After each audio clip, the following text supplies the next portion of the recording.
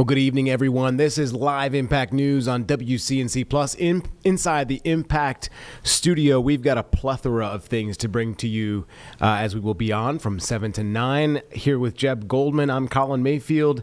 We've got a couple of headlines, but first, talking about the president and his Investing in America agenda following what we've seen, a weak GDP report, but the president saying not so fast.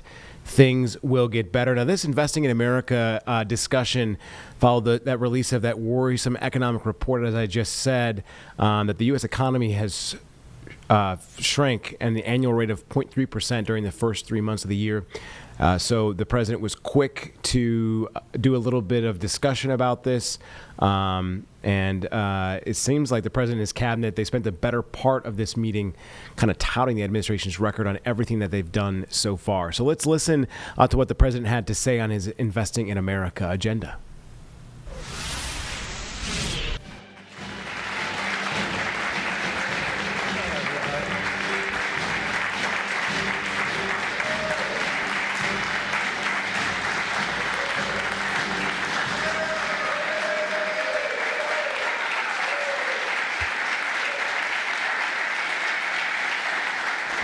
Well, thank you very much. Please sit down.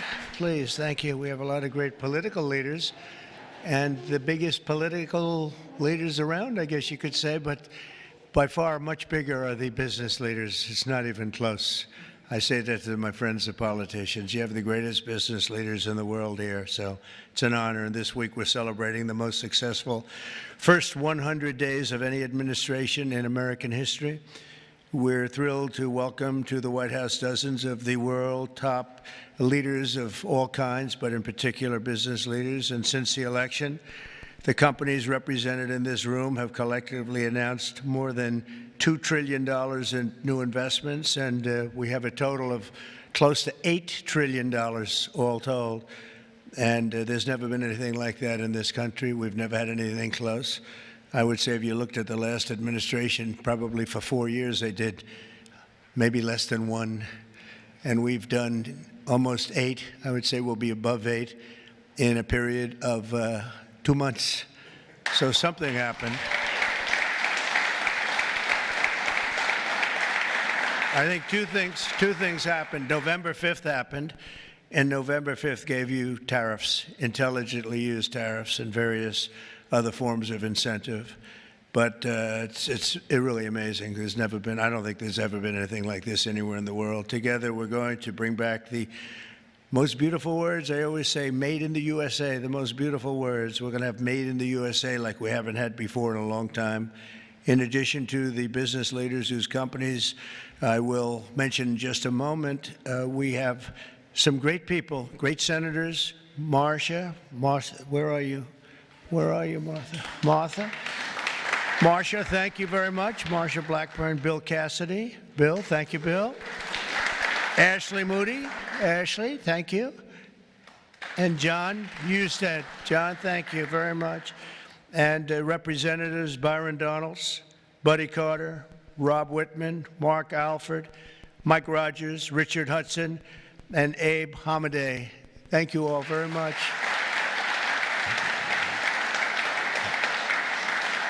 We have Mike Kehoe, governors, Jim Pillen, Kevin Stitt, Mike Dunleavy, along with numerous other members of my cabinet, and I want to thank you all for being here. How come my cabinet has such good locations? You should have given them up to the business leaders. We want their money, you know. They have very good locations. I'm not surprised. 100 days ago this week, we inherited the wreckage of 4 years of economic disaster under the previous administration. It was an economic disaster. It was a disaster at the border like nobody had ever seen before. And you probably see we've closed up the border 99.999%, meaning 3 people got in. 3. As opposed to hundreds of thousands of people coming in on a monthly basis, millions of people actually. There are periods where we had millions and millions of people pouring in on a monthly basis. We had 3 people.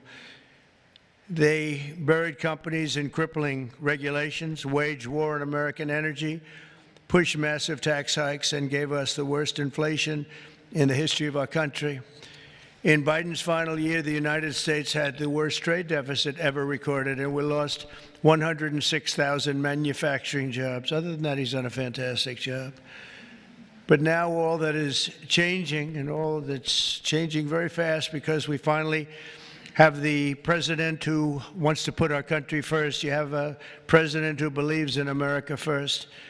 In the first quarter GDP numbers just out today, core GDP, now we're removing distortions from imports, inventories, and government spending, was up plus 3%. But this is Biden's economy, because we took over on January 20th. And I think you have to get us a little bit of time to get moving. But this is the Biden economy. But we still had and we've had a lot of things happen since November 5th that helped this economy, because it was indicating a strong private sector growth, and it only started after November 5th. The private sector started really heating up after the election. Even though I wasn't there, people knew what we were going to be doing, and the private sector growth was actually very good. Very importantly, gross domestic investment was up an incredible 22%, which they had never seen before. Every new investment, every new factory, and every new job created is a sign of strength in American economy and a declaration of confidence in America's future. We really do. We've never seen anything like this. Even Samsung, whose name isn't mentioned here, but I heard that they announced this morning that they're going to be building a very big plant, because they want to be able to beat the tariffs. It's the only way to beat them. The entire Trump economic agenda is about making it easier to do business in America, to create jobs in America, to hire American workers, and to build your factories here in America, not in China or any other country. And we're dealing with many, many countries right now, I will say. And I think I can say for Scott and for Howard and for some of the people that are dealing, there are too many to handle. I mean, to be honest with you, I'd love to hire some of the people running these companies. Boy, would you do a good job. I could have Jensen negotiate. He'd blow my people away, wouldn't you? I think even Howard would say that. Howard would say, we'll take him. He'd blow them away. He would make deals. One deal would be the end. That would be it. But we've terminated the Green New scam. It was a scam. And halted tens of billions of dollars of money, wasteful deficit spending. It was like throwing money right out the window. And in the coming weeks, we'll pass the largest tax cuts in American history. And I think even more so, we'll be doing things for business like you've never seen before. You saw it in a little smaller version at the beginning of our last term. You know, we had the most successful 4 years that any president has ever had. The stock market was up 88%. The other markets were up almost 100%. And that's despite COVID and all the crazy things happening. But we had a tremendous 4 years. We're given credit for that, actually. But our big, beautiful bill, as I call it, our big, beautiful bill, we may name it that, actually, will include 100% expensing retroactive to January 20th. So that's all the way back to just about the beginning of the year. So expensing 1 year, you take a deduction 1 year, so you can build your factories right now, essentially almost tax-free, if you think about it. Nobody's ever been given that. And we're going to make that expensing for a 4-year period at a full 100%. So last time we made it 1 year, and you had deductions. You'd do from 100% to 80 to 60 to 40 to 20 to Zippo. And now what we're going to do is we're going to keep it at that level, and we're going to have it for 4 years. So I believe that was one of the reasons that we had such unbelievable growth. Also, we allowed you to bring money back from outside of the country. It was impossible. You had to have 15 different law firms representing you. It was so complicated. And worse was that the tax rate was 65%. I lowered the rate substantially, but still a lot. You know, we shouldn't take your money just to hold you hostage, right? So we lowered it to a reasonable amount, and we took in trillions of dollars came back. Apple brought in a tremendous amount of money. A lot of the companies here brought in a lot of money, and the businesses represented today clearly understand that if you build your factory in the United States, your tariff rate is 0, and you have other advantages too, and not the least of which is what I just said, having to do with the bill. Now, we have to get that bill approved, so call your local representative, please, and make sure that we get it approved, because I don't want to talk too early, but we're doing well with the Republican Congress. We have the Senate is doing great, and the House is doing great. John Thune has been spectacular. Mike Johnson has been, Speaker, has been spectacular. Marcia, you're in there working very hard and doing well. What do you think? Are we going to get it passed? We have to. Marcia, we don't get it passed, I'm blaming you. We have to. We have to get it passed. We will. I think we will. But I don't think we'll have any Democrat votes. If we don't get it passed, what would happen is your taxes go up 68%. Think of that. And we may not get one vote because they just vote against. It's Trump derangement syndrome, or maybe it's just they hate Republicans, or they hate what we're doing because they've lost their confidence. They've totally lost their confidence. They don't know what the hell is going on. And we are going to get it done. It's probably going to be fully Republican. Fortunately, we have the House, we have the Senate. And we may or may not have a couple of grandstanders, I don't know. But if we do, it would be good if you could work on anybody. I mean, if I were a Democrat, I'd be voting for it 100%.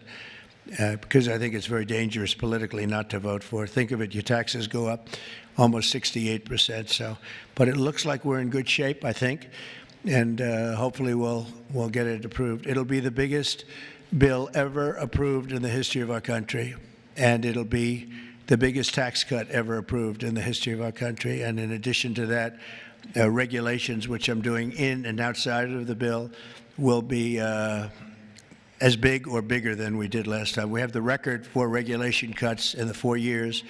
We cut 4 times higher than any other president in a 4-year period. And we're talking about 8 years and 2-term presidents. We were 4 times higher than any other president in terms of regulation cuts.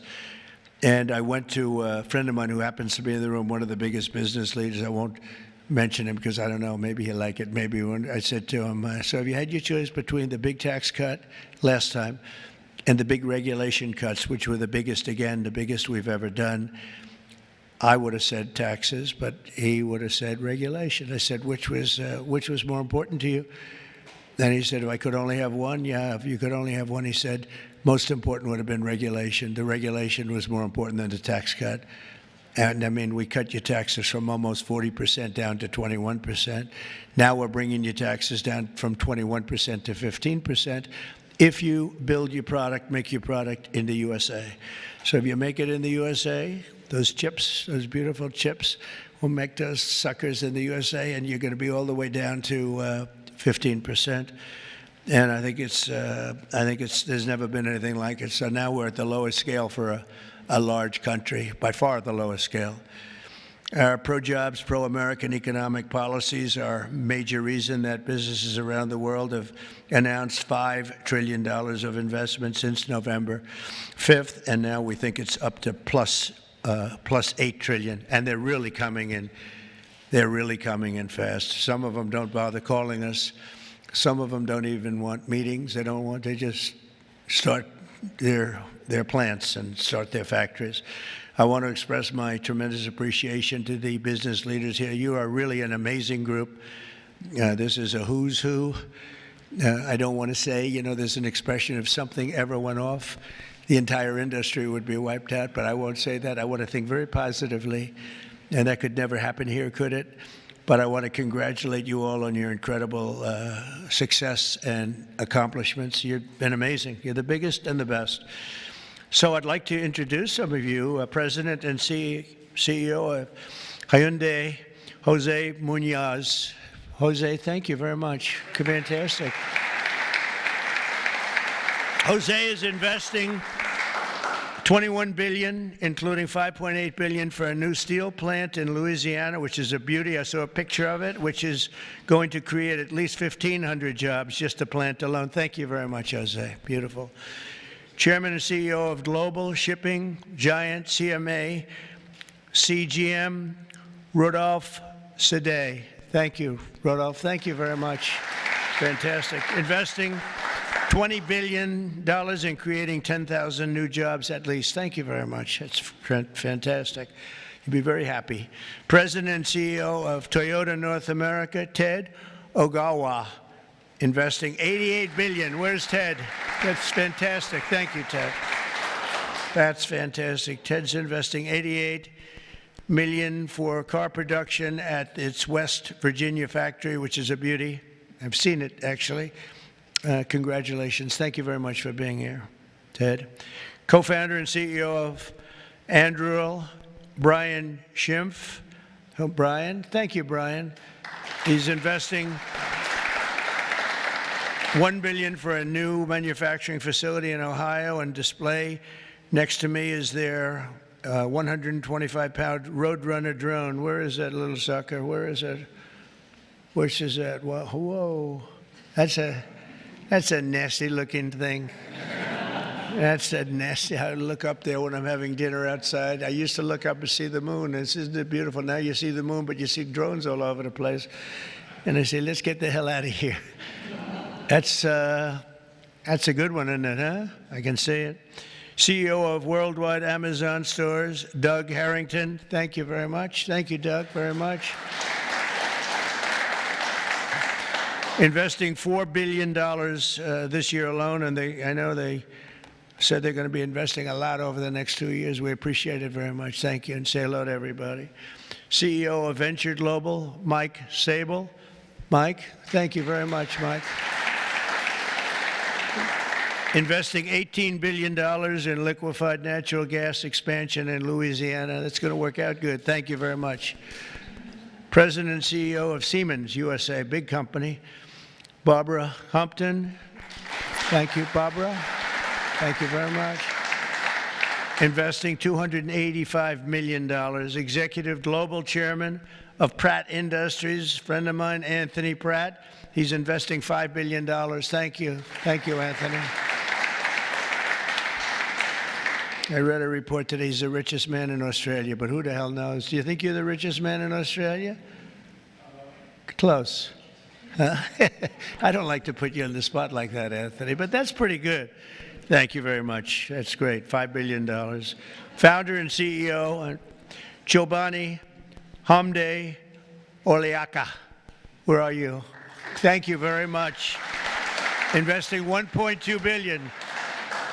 Thank you very much. CEO of Bell Brands USA, Yvonne Girard. Yvonne, thank you very much. Thank you very much. $350 million. President of Schneider Electric North America, Amar Paul. Amar, thank you very much. Investing $700 million for energy infrastructure in its largest investment in its 135-year history. Chairman and CEO of Johnson & Johnson. Oh, I know, I've heard of that company, huh? Yeah, my hair looks so beautiful because of your product. Joaquin Duato, $55 billion manufacturing plant and research and development and technology. Thank you very much, $55 billion. That's a lot. But you got to catch up with Apple and some of the others. We got to get you to make a little, one of the few companies that could do that, right? Chair and CEO of Eli Lilly, a great guy. Every time I talk to him about drug prices, he sweet talks me. He tells me about the middleman. The middleman keeps telling me about the middleman. By the time I leave the meetings, I was telling my people, I say, gee, he's giving us a great bargain. You know, but David, you have done some job. David Ricks, you have done some job. I'll see you later, too. $27 billion, doubling its manufacturing investment in the U.S., and he's got a very hot topic right now going, don't you? This stuff is doing really well, isn't it? Really hot company. Thank you very much, David. CEO of Novartis, Vas Narasimhan, and that's $23 billion. Thank you. Thank you very much. Thank you, Vas.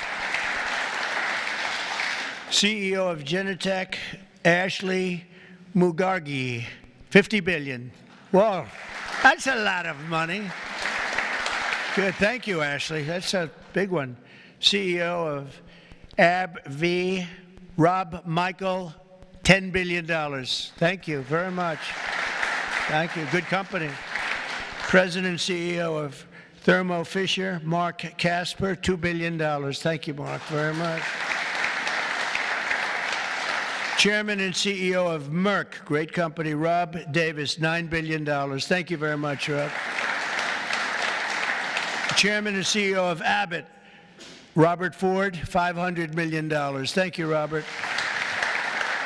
Chairman and CEO of a company called IBM, Arvind, where are you? Where are you? Thank you very much. That's fantastic. 150 billion. That's all? That's great. Thank you very much. You've done a great job. You've done a great job with that company, too, I'll tell you. Chairman and CEO of GE Aerospace, Larry Culp. Larry, thank you very much, Larry. And Larry's investing $1 billion in manufacturing across 16 states, and with us as we have the model of their F-110 engine, which I hear is like, I must tell you, I hear it's the hottest engine there is. You got a gold mine over there, Larry, which powers our nation's finest fighter jets and other jets. And your big engine is really something that I hear is beyond anything that has been produced yet. So good luck with it. And Larry, I think we're going to ask you to say a few words, actually. So come on up. Thank you.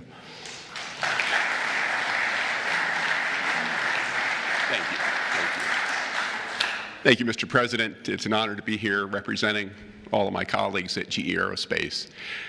We are today 125 years old, but we are inventing the future of flight. Today, we power 3/4 of the world's commercial airlines and nearly 2/3 of the U.S. military combat jets and helicopters. So what you see here with the F-110 powers 70% of the newest Air Force F-15s and the F-16s. I know you were in Michigan just yesterday. Yeah.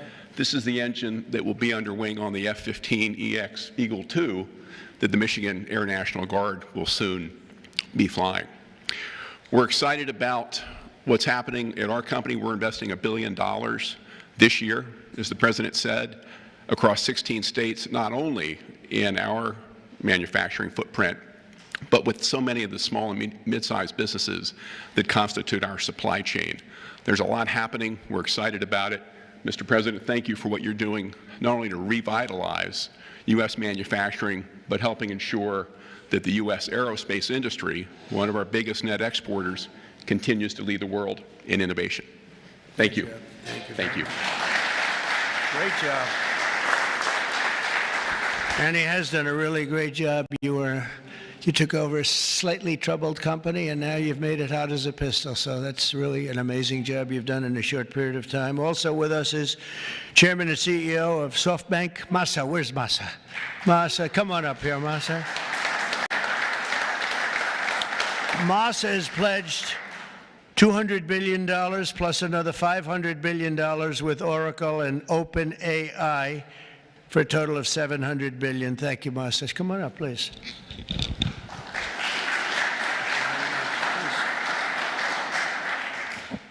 Well, first time of Trump administration, we made an announcement, commitment, $50 billion. We delivered $70 billion over 4 years last time. This time, I tried to commit $100 billion, and President Trump said, "Oh, Masa, go for more." so we did the $200 billion commitment, and then right after that, we SoftBank, OpenAI, Oracle, and MGX together, we announced $500 billion investment. This is the largest investment for infrastructure in the United States, investment. And I think this is more than the scale. The importance is this is the largest infrastructure for the AI, which is the future of mankind, I believe. It's going to change every industry, every way of how our mankind's lifestyle of the future. I am committed. U.S. is the center of innovation. U.S. must continue the leadership of AI. Thank you very much. Thank you. Thank you very much. Thank you very much, Master. Been a friend of mine for a long time. These guys are mover. We got to say, you are really something. It's great. We appreciate it too. It's great spirit, great genius. Tim Cook from Apple is pledging, not only pledging, is committed to $500 billion. They're going to build plants all over the country, 7 or 8 different states. They've already started. And so I want to thank Tim. That's such a big investment for somebody that, you know, had them pretty much in one location, as you know. Now they're coming into the United States, I believe, because of the spirit and the tariffs and the incentives. So that's Apple for $500 billion. And one of the most brilliant men that you'll ever meet, the man that's done in a short period of time something that is incredible. He's the founder, CEO, and president of NVIDIA, Jensen Huang. He's producing up to $500 billion over the next 4 years to manufacture the most powerful AI chips entirely in the USA for the first time ever. Jensen, would you come up and say a few words? This is a smart cookie.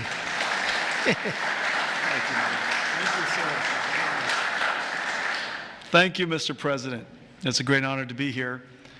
NVIDIA reinvented computing for the first time after 60 years. In fact, Ervin at IBM knows quite well that the computer has largely been the same since the 60s. The IBM System 360 described really quite perfectly the computer that we use today. Central processing units, operating systems, the separation of hardware and software, I/O subsystems, multitasking. All of the words that we use to describe computers today were really invented in 1964, the year after my birth. Well, after all this time, we've reinvented computers again. This is what a processor looks like. It's on the right there. People say it's a GPU. That's one GPU unit, and it's 70 pounds, 60,000 parts, 10,000 watts. In order to manufacture it requires probably a couple of hundred companies in the supply chain.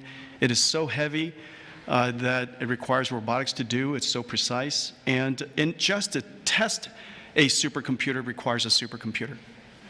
And we're going to build NVIDIA's technology, the next generation of that, all here in the United States. Without the president's leadership, his policies, his support, and very importantly, his strong encouragement.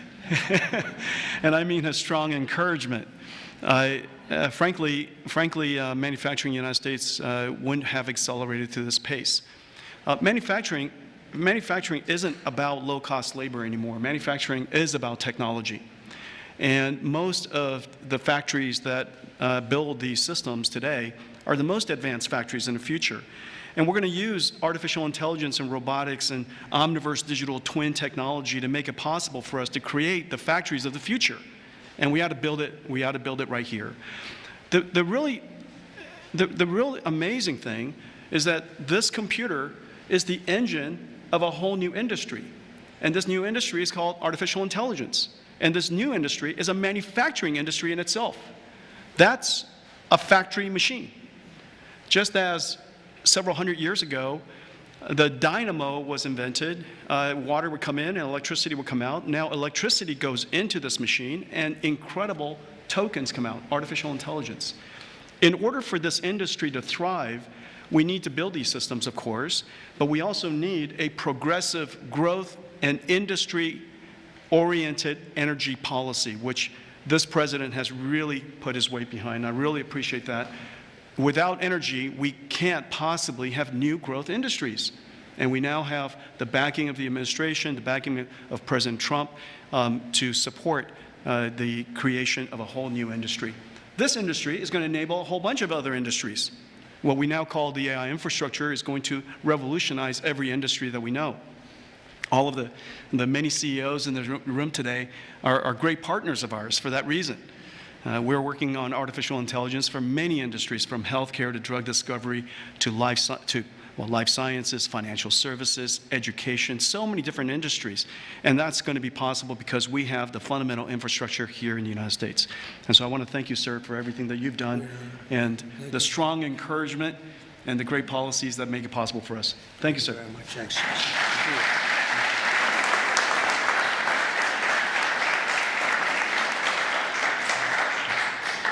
Another brilliant man. You know, we have brilliant people here, and we like brilliant people, actually, but we have a lot of brilliant people in this group, and it's an honor to be with you. Past 100 days have been fighting to reclaim our jobs and bring our country back to a level that it's never seen before, and again renew the American dream, which is what we're doing. We have tremendous spirit. I don't know if you've heard, but it's become really quite a story. I see Pete's right over here, Secretary of Defense. We have the largest number of new enlistees or people enlisting in the military forces that we've ever had. And if you remember, 6 months ago, we couldn't get anybody to sign up. That's a big turn in a very short period of time.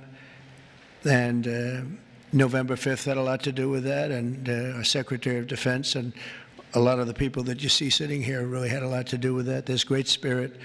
I can say that also with the police forces throughout the country. We're having a hard time filling them up. It's a dangerous job, but now we have waiting lists at almost every place. And that's an amazing accomplishment when you think. It's amazing.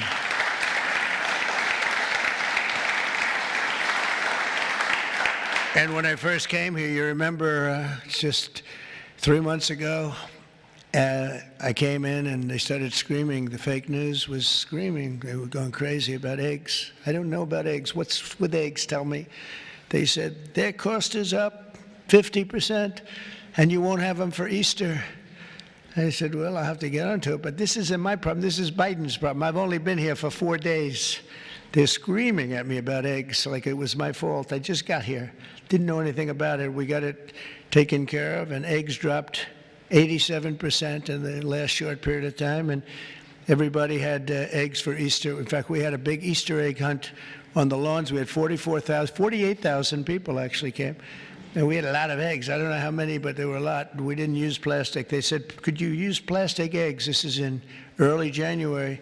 And I see our Secretary of Agriculture is here. Would you stand up? You did a great job. You got me out of a lot of trouble. Brooke Rollins. She got me out of a lot because they were trying to blame me for eggs, and I didn't know anything about it yet. Explain it to me. But we had plenty of eggs, Brooke, right, for Easter. There was no dearth. And we have another man in the audience who's maybe the most important man in the room because he's the head of the Environmental Protection Agency, meaning he's the one that approves all your plants. And when Jensen and some of the others came in about numerous of the others, especially having to do with AI, they came in, I learned a lot. Number one, I learned we need double the electricity that we have right now for the whole country, and really more than that. I mean, 2 times would be even better. It was like unlimited thirst for electricity.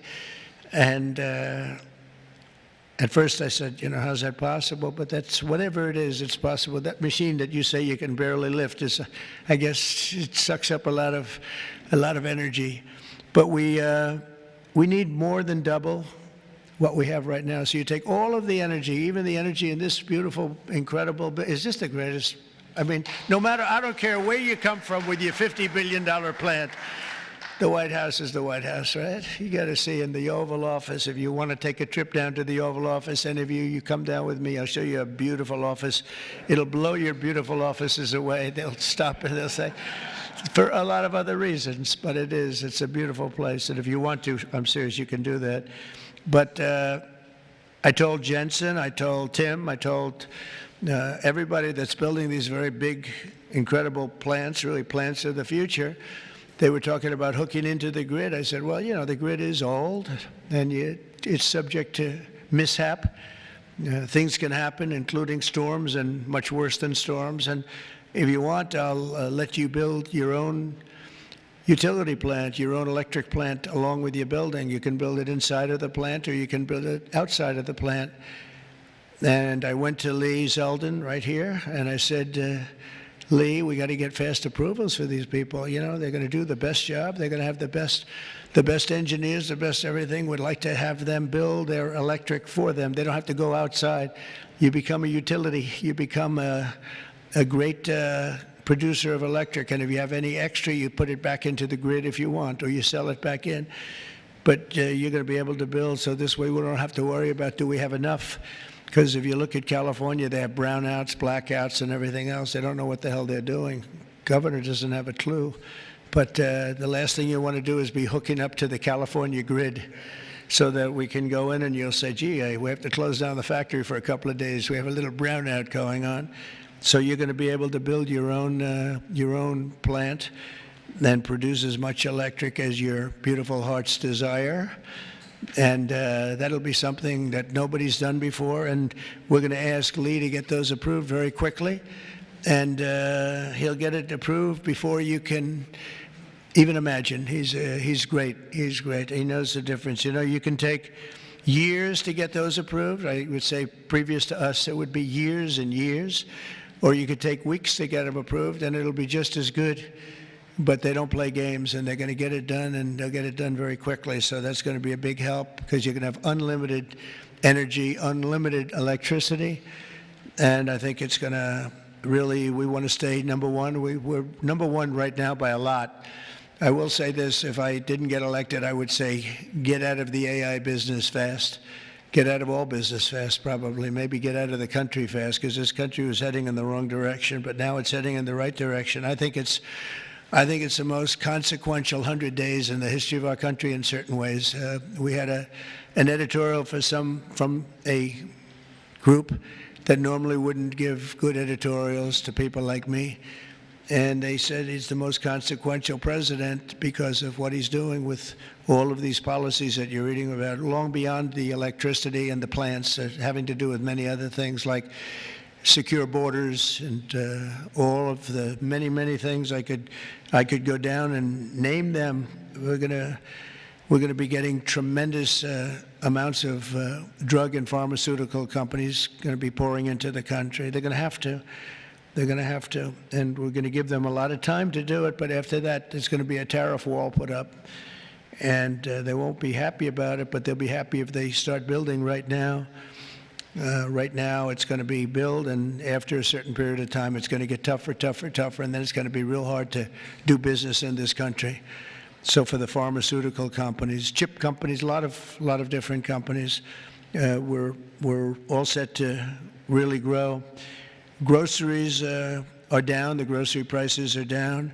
Gasoline prices are down. We had some gasoline selling for $1.98 a gallon just recently in 3 different states over the last 2 days. It was at $4, and it was higher than that in some places. It was over $5.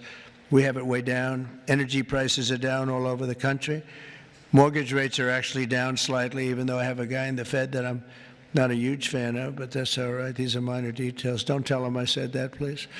As the cameras rock and roll back there. No, he should reduce interest rates.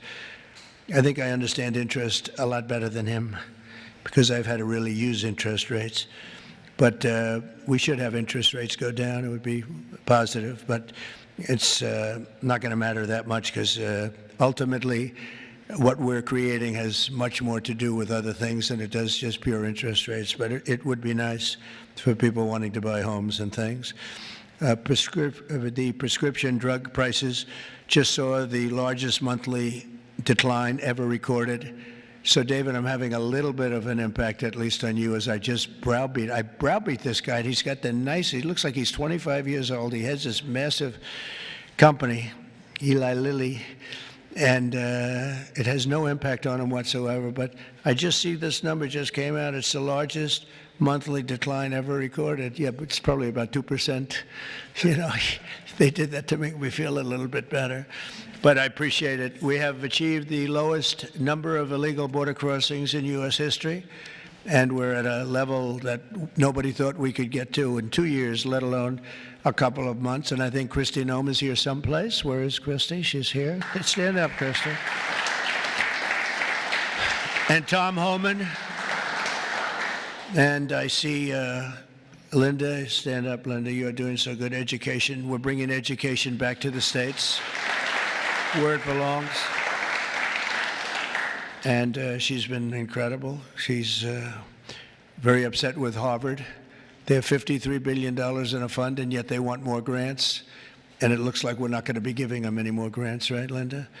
And, you know, a grant is at our discretion, and they're really not behaving well, so it's too bad. But our country is roaring like never before. Nobody's ever really seen anything like this. And again, the big thing is whether it's $8 trillion or even more than that, by the end of the year, it could be a number that would be, I think it's already, there's never been anything like it, but this is in a period of a couple of months. I think by the end of the year, the numbers will be just staggering. It's really going to be something very special, and I'm very honored to be with you. And I'd ask if anybody has any questions, please. This is your time. This is your time. You'll be live on television, all the fake news back there. Now that'll keep them down, right? That's the way to keep them down, unless they're bad people, in which case, unless they want to make some news. Would anybody have any questions? Anybody? Business leaders? You want to know anything about depreciation? No? I love it. We've done such a good job, we don't have to take. Howard, would you like to say a couple of words, please?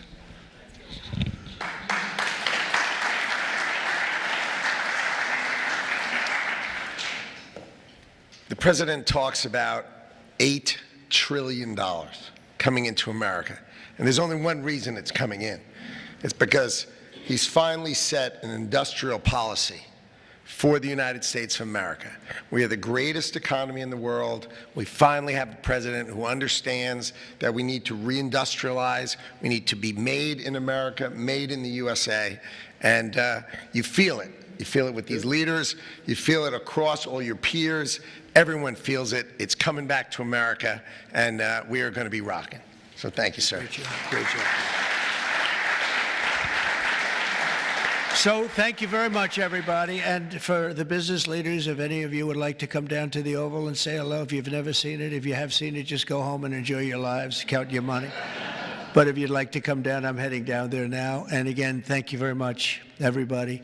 Pam, you're doing a fantastic job. You're doing a fantastic job. Thank you very much. Thank you, everybody. Thank you.